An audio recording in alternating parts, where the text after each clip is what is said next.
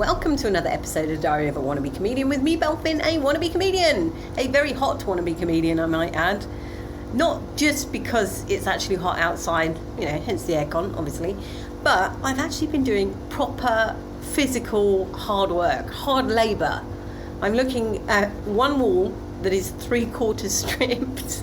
It is so hard. I haven't stripped wallpaper in years. 15 years probably, the last time I stripped a wall, and I'd forgotten how difficult it is. But actually it's not normally this difficult, but I think the wallpaper that I've got seems to have this layer over the top that is just waterproof, which makes it very difficult when you're trying to strip it with just a bucket, sponge, some water and some stuff that I bought from Amazon that I swear does absolutely nothing.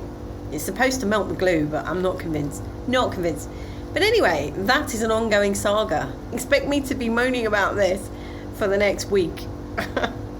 I shouldn't say that because it will put you off listening. The other thing that I'm going to be plugging for the next week is my animation that's on YouTube. Thank you to those that have looked at it. Thank you to the extra subscriber that I've got. You're lovely, whoever you are. I will make sure that I do more stuff on YouTube just for you.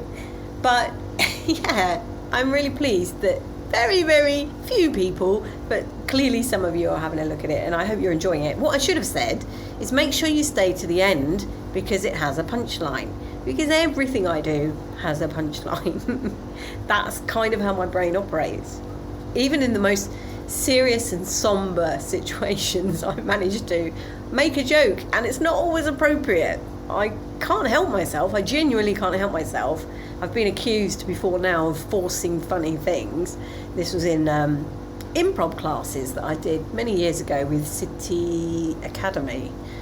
And the teacher was a good teacher. He was a purist about improv, and he used to get very cross with me because I would say funny things, and he accused me of forcing the funny. And honest to God, it's not. It's just the first thing that comes out of my head, which is a bit worrying. But hey, we're all different. There's a place for us all on this earth, even people like me. So yeah, whenever I create anything, generally there is a punchline because that is how my mind works. I actually shouldn't laugh.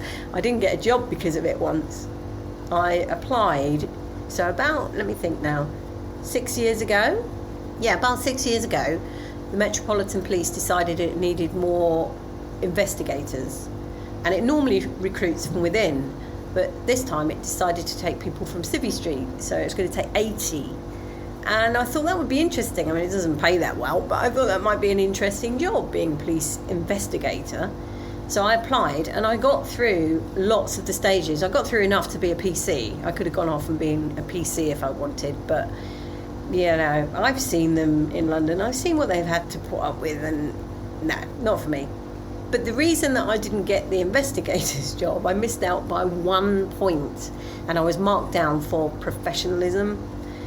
And I believe that was a joke that I made. It was just, it was just one of those things. It was something, I can't even remember the details of it now, but as soon as the words had left my lips, you could see on the interviewer's face that she was like she'd sucked a lemon. She was not impressed at all. It was something to do with somebody waiting outside a hotel. I can't remember what it was, but there would have been an innuendo in my response. But there you are. I paid the price for that. I got marked down 1 point and lost out. You needed 3 in total, and I got 2.9. So they're lost. I actually have friends who are retired coppers who say that actually humour is so important in that job. Being able to diffuse situations with humour is priceless skill. And there you are. As I say, they're lost.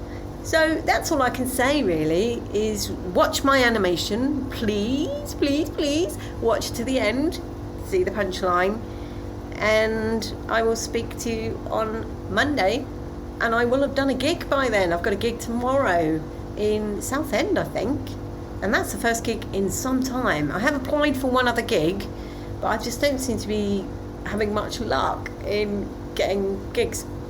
In all honesty, I'm not hugely concerned about that at this stage because I have so much going on personally. I do want to get my living environment to some semblance of normality. I'm actually thinking of making my little bedroom, spare room, thinking about making that into an office rather than a bedroom. There you go. So I got somewhere to write comedy, somewhere to write my sitcom, somewhere to do my animation. All going to be happening in that little room. Much love and gratitude.